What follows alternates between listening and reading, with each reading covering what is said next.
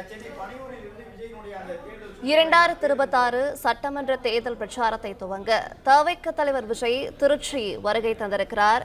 கூடுதல் விவரங்களை இணைப்பில் காத்திருக்கும் செய்தியாளர் ராஜகுமரன் வழங்கிட கேட்கலாம். ராஜகுமரன், தொடர்ந்து விவரங்கள் என்ன சொல்லலாம்? அரசியல் களத்தில் தன்னுடைய முதல் தேர்தல் சுற்றுப்பயணத்தை தொடங்குவதற்காக திருச்சிராப்பள்ளியை வந்தடைந்திருக்கின்றார் விஜய். தனி விமானம் மூலமாக சென்னையிலிருந்து புறப்பட்டிருந்த தமிழக வெற்றிக் கழக தலைவர் விஜய் தற்பொழுது திருச்சிராப்பள்ளி விமான நிலையம் வந்தடைந்திருக்கின்றார். விமான நிலையத்திற்கு உள்ளாக ஏராளமான தமிழக வெற்றிக் கழக தொண்டர்கள் திரண்டிருக்கின்றார்கள். ஒரு பக்கம் மரக்கடையில் தமிழக வெற்றிக் கழகத்தின் கொடியோடு ஆயிரக்கணக்கான தொண்டர்கள் குவிந்திருக்கக்கூடிய காட்சியை பார்க்கின்றோம். மற்றொரு பக்கம் விமான நிலையத்திலே வந்தடைந்திருக்கக்கூடிய அந்த தனி விமானத்தை பார்க்கின்றோம். விஜய் சென்னையிலிருந்து தனி விமானம் மூலமாக வந்திருக்கின்றார். இதுவரை மாநாட்டுக்கு விஜய் செல்லும் பொழுதெல்லாம் எந்த வாகனத்தில் செல்வார், எப்போது செல்வார் என்ற ஒரு மிகப்பெரிய எதிர்பார்ப்பு இருந்தது. யாரும் எதிர்பார்க்காத வகையிலே விஜய் அந்த மாநாட்டு திடலுக்கு சென்றடைந்திருப்பார். ஆனால் இந்த முறை தமிழக வெற்றிக் கழக தலைவர் விஜய் தன்னுடைய தேர்தல் சுற்றுப்பயணத்தை இன்று தொடங்க உள்ள நிலையில் பனையூரில் இருந்து விமான நிலையம் சென்று விமான நிலையத்தின் தனி விமானம் மூலமாக திருச்சிராப்பள்ளி சென்றடைந்திருக்கின்றார். இன்னும் சற்று நேரத்தில் மரக்கடை பகுதிக்கு செல்ல உள்ள நிலையிலே இப்பொழுதே சென்னை விமான நிலையத்திலிருந்து அவர் புறப்பட்டு வந்திருக்கக்கூடிய சூழ்நிலையில் திருச்சிராப்பள்ளி விமான நிலையத்தில் ஆயிரக்கணக்கான தமிழக வெற்றிக் கழக தொண்டர்கள் குவிந்திருக்கின்றார்கள். தாவேகா கொடியோடு விஜய் வெளியில் வரக்கூடிய அந்த நொடியை எதிர்பார்த்து விமான நிலையத்திற்கு உள்ளாக ஏராளமான தாவேகா தொண்டர்கள் குவிந்திருக்கின்றார்கள்.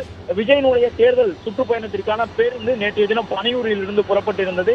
விஜயனுடைய தமிழக வெற்றிக் கழகத்தின் கொள்கை தலைவர்களான பெரியார், அம்பேத்கர், காமராசர், அஞ்சலி அம்மாள், வேலு நாச்சியார் உள்ளிட்டவர்களுடைய படத்தோடு வரலாறு திரும்புகின்றது என்று குறிப்பிட்டு வாகை சூடும் வரலாறு உங்க விஜய் நான் வரேன் என்று குறிப்பிட்டிருக்கக்கூடிய அந்த தேர்தல் தொடர்பான விஜயினுடைய முழக்கங்களோடு தற்பொழுது அந்த வாகனம் தயார் நிலையிலே வைக்கப்பட்டிருக்கின்றது. இன்னும் சில நொடிகளில் தமிழக வெற்றிக் கழக தலைவர் விஜய் அந்த விமானத்தில் இருந்து கீழே இறங்க இருக்கின்றார். விமானத்தை விட்டு அவர் வெளியில் வந்தவுடன் அவரை வரவேற்பதற்காக விமான நிலையத்தின் முன்பாக கட்சியினுடைய முக்கிய நிர்வாகிகள் காத்திருக்கின்றார்கள். விஜய் தமிழக வெற்றிக் கழகம் என்ற ஒரு அரசியல் கட்சியை தொடங்கி தமிழ்நாட்டு அரசியல் களத்திலே இதுவரை இல்லாத வகையிலே ஒரு 4 முனை போட்டியை ஏற்படுத்தி இருக்கின்றார். விஜயனுடைய தேர்தல் சுற்றுப்பயணம் இன்றுதான் தொடங்குகின்றது. இதற்கு முன்பாகவே நேற்றைய தினம் கூட ஒரு சில அரசியல் கட்சியினுடைய தலைவர்கள் விஜயோடு கூட்டணி வைக்க தயாராகிவிட்டோம் என்பதாக சொல்லியிருந்ததை எல்லாம் பார்க்க முடிந்தது. எனவே விஜய் தன்னுடைய தேர்தல் சுற்றுப்பயணத்தை தொடங்குவதற்கு முன்பாகவே அவரோடு கூட்டணி வைப்பதற்கு தயாராக இருக்கின்றோம் என்ற அறிவிப்பினை நேற்றைய தினம் ஒரு சில கட்சி தலைவர்கள் வெளியிட்டிருந்ததை பார்க்க முடிந்தது. இதன் பிறகு விஜய் நடத்தக்கூடிய இந்த மக்கள் சந்திப்புகள் மூலமாக அவர் முன்வைக்கக்கூடிய கருத்துகள், கட்சிகளுக்கு அவர் வழங்கக்கூடிய அந்த உறுதிமொழிகள், இதன் மூலமாக தமிழக வெற்றிக் கழகம் ஒரு மிகப்பெரிய கூட்டணியாக தமிழ்நாட்டு அரசியல் களத்திலே 2026 சட்டமன்ற தேர்தலை சந்திக்க போகின்றதா என்ற ஒரு எதிர்பார்ப்பு எழுந்திருக்கின்றது. விஜயை முதலமைச்சர் வேட்பாளராக ஏற்கக்கூடியவர்கள் அவரோடு கூட்டணி வைக்கலாம் என்று சொல்லப்பட்ட நிலையில்தான் தன்னுடைய முதல் தேர்தல் சுற்றுப்பயணத்தை தொடங்குவதற்காக தமிழக வெற்றிக் கழக தலைவர் விஜய் தற்பொழுது திருச்சிராப்பள்ளி விமான நிலையம் வந்தடைந்திருக்கின்றார். அவரை வரவேற்பதற்காக அவருடைய கட்சியின் முக்கிய நிர்வாகிகள் காத்திருக்கக்கூடிய காட்சிகளை பார்க்கின்றோம். திருச்சி விமான நிலையத்திலே வழக்கமாக அந்த சிஆர் வீரர்கள் பாதுகாப்பு பணியில் ஈடுபட்டிருப்பார்கள். அந்த பாதுகாப்பு படை வீரர்கள் இன்று அதிகரிக்கப்பட்டிருக்கின்றார்கள். வழக்கமான விமான நிலையத்திற்கான பாதுகாப்பு படை வீரர்களை காட்டிலும் கூடுதலான வீரர்கள் திருச்சிராப்பள்ளி விமான நிலையத்திற்கு வரவழைக்கப்பட்டிருக்கின்றார்கள். ஏனென்றால் விஜய் மாநாடு நடத்தினாலே அந்த இடமே ஒரு பிரம்மாண்டமாக காணப்படும். ஆயிரக்கணக்கான தொண்டர்கள் குவிந்திருப்பார்கள். அங்கே வைக்கப்பட்டிருக்கக்கூடிய பல பேனர்கள் எல்லாம் என்ன நிலைக்கு செல்லும் என்பதையெல்லாம் கடந்த மாநாடுகளில் பார்க்க முடிந்தது. இந்த சூழ்நிலையில் தான் விமான நிலையத்திற்குள்ளாக ஆயிரக்கணக்கான தாவேகா தொண்டர்கள் திரண்டிருக்கின்றார்கள். எனவே விஜய் விமான நிலையத்திலிருந்து வெளியில் வரக்கூடிய அந்த நொடியில் என்னவெல்லாம் நடக்கும் என்பதை எதிர்பார்த்து காவல்துறையினரும் தங்களுடைய வழக்கமான பாதுகாப்பை காட்டிலும் கூடுதலான பாதுகாப்பை வழங்கி இருக்கின்றார்கள். இது மட்டுமல்ல, விஜய் விமான நிலையத்தில் இருந்து கிட்டத்தட்ட ஒரு ரோட் ஷோ முறையில் தான் செல்ல இருக்கின்றார். காவல்துறையினர் பல கட்டுப்பாடுகளை விதித்திருந்தார்கள். விஜயனுடைய வாகனத்திற்கு பின்பாக 5 வாகனங்களுக்கு மேல் செல்லக்கூடாது என்றார்கள். ஆனால் அதையெல்லாம் கடந்து திருச்சிராப்பள்ளிக்குள் தற்பொழுது ஏராளமான தமிழக வெற்றிக் கழகத்தினுடைய கொடி பொறிக்கப்பட்ட வாகனங்கள், கார்கள் காத்து நிற்கின்றன. அவை அனைத்துமே விஜயனுடைய வாகனத்திற்கு பின்பாகத்தான் செல்லும். அரியலூர் உள்ளிட்ட இடங்களில் எல்லாம் விஜய்க்கு ரோட் ஷோ செல்லக்கூடாது என்ற தடையெல்லாம் இருக்கின்றது. அதையெல்லாம் கடந்து தமிழக வெற்றிக் கழக தலைவர் விஜய் இன்று அரசியல் களத்திலே என்ன அதிர்வலையை ஏற்படுத்த போகின்றார். இன்னும் சற்று நேரத்தில் அவர் விமான நிலையத்தில் இருந்து வெளியில் வர உள்ள நிலையில்தான் விஜய் வருகை தந்திருக்கக்கூடிய அந்த தனி விமானம் நிறுத்துவதை பார்க்கின்றோம். விஜயை ஏற்றி வருவதற்காக அங்கே விமான நிலையத்திற்குள்ளாக பேருந்தும் தயார் நிலையில் இருக்கக்கூடிய அந்த காட்சிகளை பார்க்கின்றோம். தமிழக வெற்றிக் கழகம் முதல் முறையாக அரசியல் களத்தை எதிர்கொள்கின்றது. இதுவரை இல்லாத அளவிற்கு தமிழ்நாட்டு அரசியல் களத்திலே அதிமுக திமுக என்ற இரண்டு பிரம்மாண்ட கட்சிகளுக்கும் ஒரு மிகப்பெரிய அழுத்தத்தை உருவாக்கி இருக்கின்றார் தமிழக வெற்றி கழக தலைவர் விஜய். விஜயினுடைய அந்த தமிழக வெற்றி கழகம் 2 மாநாடுகளை நடத்தி முடித்திருக்கின்றது. அது மட்டுமல்லாமல் அரசுக்கு எதிராக சென்னை மாநகரிலே ஒரு போராட்டம் நடத்தியிருந்தார்கள். காவல்துறையினரால் தாக்கப்பட்டு உயிரிழந்தவர்களுடைய குடும்பத்தினரை வரவழைத்து விஜய் அந்த போராட்டத்தை நடத்தியிருந்தார். அது மட்டுமல்லாமல் பனையூரில் இருந்து விஜய் தொடர்ச்சியாக பல்வேறு சந்திப்புகளையும் மேற்கொண்டிருந்தார். அதோடு சேர்த்து சென்னையில் அமைய இருக்கக்கூடிய பரந்தூர் புதிய விமான நிலையத்திற்கு எதிர்ப்பு தெரிவித்து நடக்கக்கூடிய போராட்ட களத்திற்கு நேரில் சென்று ஆதரவு தெரிவித்திருந்தார். என்றாலும் மாநாடுகளில் அவர் பேசியது, ஒரு சில போராட்ட களங்களில் அவர் பேசியிருந்தது என்பதையெல்லாம் கடந்து ஒரு தேர்தல் சுற்றுப்பயணத்திற்கு சென்ற பிறகுதான் விஜயினுடைய முழுமையான அந்த அரசியல் பேச்சுகள், அவருடைய எதிர்கால திட்டங்கள் எல்லாம் தெரிய வரும்.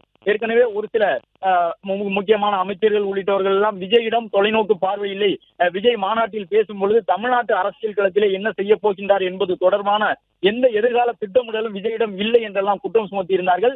அதை எல்லாம் கடந்து அந்த விமர்சனங்களுக்கு பதில் சொல்லக்கூடிய விதமாக விஜயினுடைய சுற்றுப்பயணம் இன்று தொடங்கும் என்று எதிர்பார்க்கப்படுகின்றது. அதன் அடிப்படையில் தான் அரியலூர், குன்னம், பெரம்பலூர் உள்ளிட்ட இடங்களிலும் இன்று விஜய் உரை நிகழ்த்த இருக்கின்றார். தன்னுடைய தேர்தல் சுற்றுப்பயணத்திலே விஜய் எவ்வாறு பேச உள்ளார் என்பது ஒரு மிகப்பெரிய எதிர்பார்ப்பை ஏற்படுத்தி இருக்கும் நிலையில் விமான நிலையத்தினுடைய வளாகத்திற்குள்ளாக விஜய் வந்திருக்கக்கூடிய அந்த தனி விமானத்திலிருந்து தவேகா தலைவர் விஜய் பேருந்தில் செல்லக்கூடிய காட்சியை பார்க்கின்றோம். ஒரு பக்கம் மரக்கடையிலே குவிந்திருக்கக்கூடிய ஆயிரக்கணக்கான தொண்டர்கள், மற்றொரு பக்கம் விமான நிலையத்தினுடைய வளாகத்திற்குள்ளாக காத்திருக்கக்கூடிய தவேகாவின் தொண்டர்கள். பல கட்டுப்பாடுகள், காவல்துறையின் நிபந்தனைகள், மக்கள் சந்திப்பு கூட்டங்கள் நடக்குமா நடக்காதா என்பது ஒரு மிகப்பெரிய கேள்வியாக இருந்தது. இதுவரை நேரடி அரசியலில் ஈடுபட்ட எந்த முன் அனுபவமும் இல்லாமல் முதல் முறையாக தேர்தல் களத்தை சந்திக்கக்கூடிய இளவட்டங்கள் என்று விஜயிடம் அந்த ஒரு எதிர்பார்ப்பை எகிர வைக்கக்கூடிய அனைத்து அம்சங்களும் இந்த மக்கள் சந்திப்பிற்கு முன்பாக நடந்து முடிந்திருக்கின்றன.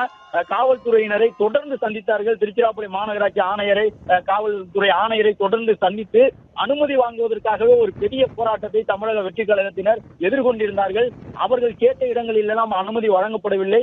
அது மட்டுமல்லாமல் மரக்கடை பகுதியில் அனுமதி வழங்கப்பட்டிருக்கக்கூடிய சூழ்நிலையிலும் பல்வேறு கட்டுப்பாடுகள் விஜய்க்கு இருக்கின்றன. விஜயனுடைய வாகனத்தை எத்தனை வாகனங்கள் பின்தொடர வேண்டும், விஜயனுடைய வாகனத்தில் எத்தனை பேர் இருக்க வேண்டும், விஜய் எவ்வளவு நேரம் பேச வேண்டும் என்பது உட்பட பல்வேறு கட்டுப்பாடுகள் விதித்திருக்கின்றார்கள். அதனை கண்டித்து விஜய் நேற்றைய தினம் அறிக்கை வெளியிட்டிருந்தார். எனவே வழக்கமாகவே மாநாட்டில் பேசினாரே திமுகவிற்கு எதிராக கடும் விமர்சனங்களை முன்வைக்கக்கூடியவர் விஜய். சித்தாந்த எதிரி என்று பாஜகவையும், அரசியல் எதிரி என்று திமுகவையும் வசைபாடுவதை தன்னுடைய அரசியல் துணையாக வைத்திருக்கக்கூடிய விஜய் இன்று எவ்வாறு உரை நிகழ்த்துவார் என எதிர்பார்ப்பு எழுந்துள்ளது.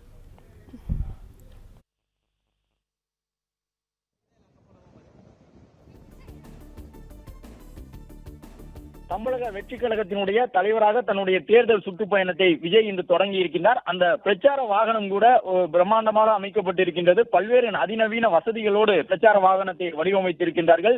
விஜய் பேசக்கூடிய அந்த பேச்சு அனைத்து பக்கமும் கேட்கக்கூடிய வகையிலே ஒலிபெருக்கிகள் அமைக்கப்பட்டிருக்கின்றன. கிட்டத்தட்ட 12 ஒலிபெருக்கிகளை அதில் பார்க்க முடிகின்றது. அது மட்டுமல்லாமல் சிசிடிவி கண்காணிப்பு கேமரா பொருத்தப்பட்டிருக்கின்றது.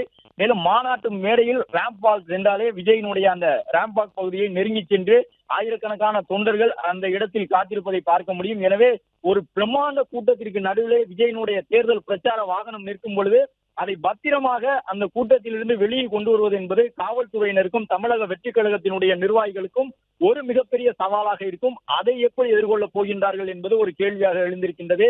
அதே நேரம் விஜயினுடைய வாகனத்தை தொண்டர்கள் நெருங்கி செல்லாத வகையிலே இரும்பு கம்பிகளால் தடுப்புகள் அமைக்கப்பட்டிருக்கின்றன. மேலும் கடந்த முறையெல்லாம் மாநாட்டிலே அந்த ரேம்ப் வாக் செல்லக்கூடிய பகுதியிலே கிரீஸ் வைத்து தடவி இருந்தார்கள் இரும்பு கம்பிகளிலே. எனவே இந்த முறையும் அதுபோன்று ஏதேனும் ஏற்பாடுகளை தமிழக வெற்றி கழகத்தினர் செய்ய இருக்கின்றார்களா என்பது எதிர்பார்ப்பாக இருக்கின்றது. பிளே ஸ்டோர் மற்றும் ஆப் ஸ்டோரில் இருந்து பாலிமர் செயலியை QR கோடு மூலம் பதிவிறக்கம் செய்யுங்கள். செய்திகளை உடனுக்குடன் பெறுங்கள்.